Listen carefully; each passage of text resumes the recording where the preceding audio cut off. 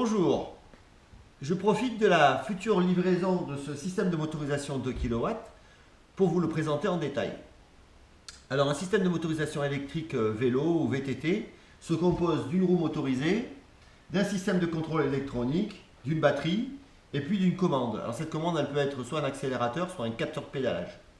Dans notre cas précis, avec une solution de motorisation qui fait 2 kW, 2000 watts de puissance, soit l'équivalent de 3 chevaux, on ne peut pas utiliser logiquement le capteur de pédalage qui ne permet pas d'avoir une certaine fluidité dans le signal ou une certaine facilité de réglage avec simplement le pédalage. Donc du coup on va utiliser un accélérateur. Donc ce système d'accélérateur il est extrêmement fin à doser. Donc ça permet ou pas de solliciter la motorisation. On fait comme on veut en fait, hein. C'est pas comme un système automatique qui se déclenche constamment. Donc l'accélérateur c'est quand même un gros avantage et c'est vrai qu'on livre 98% de nos motorisations avec un accélérateur. Alors j'ai donc câblé, puisque ce système de motorisation part à l'île de la Réunion, donc dans un climat un peu, comment dire, un peu humide parfois. Donc du coup, on a préféré câbler ce système électronique de l'intérieur. Donc aucune prise à l'extérieur, mis à part la prise de connexion de la batterie. Mais tout le reste est câblé à l'intérieur du contrôleur. Donc ce contrôleur de kilowatts, donc on voit ici la graisse thermique qui permet l'échange entre la température des commandes électroniques de puissance, permet de transmettre en fait la chaleur au corps du contrôleur qui est en aluminium et qui permet de dissiper la chaleur. Voilà. Donc là on a quoi? On a à la fois la commande d'accélérateur. Donc on voit que parfois la correspondance des couleurs n'est pas la même.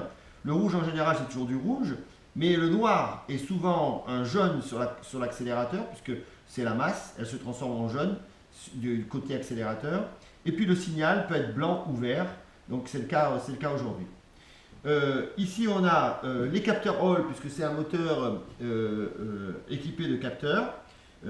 Et donc là on a donc les couleurs standards qui sont rouge, noir, bleu, vert, jaune.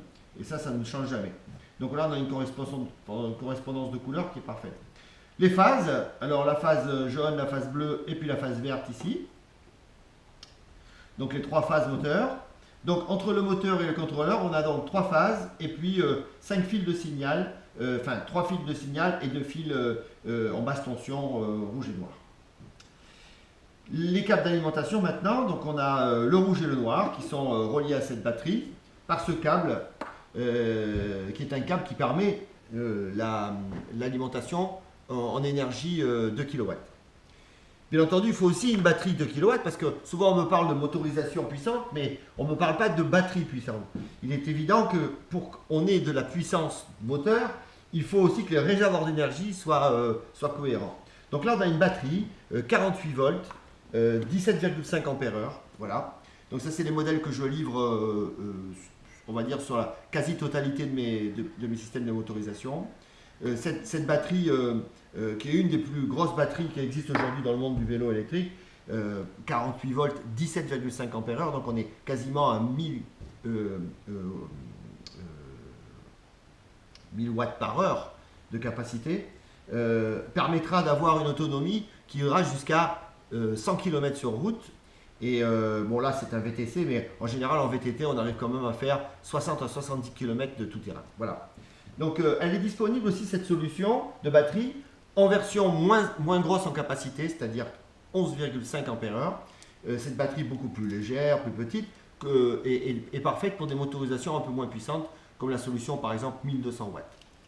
Alors, dernière information, on a donc une solution de motorisation qui est puissante, mais on a la possibilité de la rendre strict légale, parce que je vous rappelle que la motorisation au-dessus de 250 watts est interdite sur route, donc utilisation sur voie privée uniquement pour une motorisation supérieure à 250 watts. Donc là, on a la possibilité sur voie privée de pouvoir déconnecter ce fil ou pas, et puis de limiter la puissance ou pas. Donc on fait comme on veut. Ici, la dernière prise qui est la prise de l'écran de contrôle qui permettra de vérifier toutes les informations de tension de batterie, de consommation instantanée, etc. Voilà.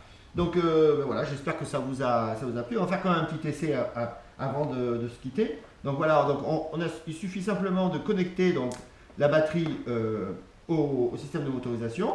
Et puis là, on a tout de suite eh bien, le système qui fonctionne. Voilà. Donc on a, vous voyez, vraiment une très grande finesse de rotation. On peut vraiment aller très très lentement. Voilà. Et puis là, on peut accélérer. Alors, je ne vais pas trop vite parce que le moteur n'est pas bien fixé. Voilà.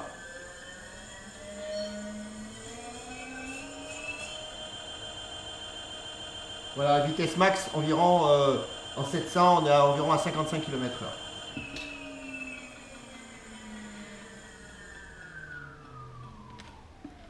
Voilà, et bien écoutez, je vous remercie de votre attention et puis à une prochaine pour une nouvelle vidéo.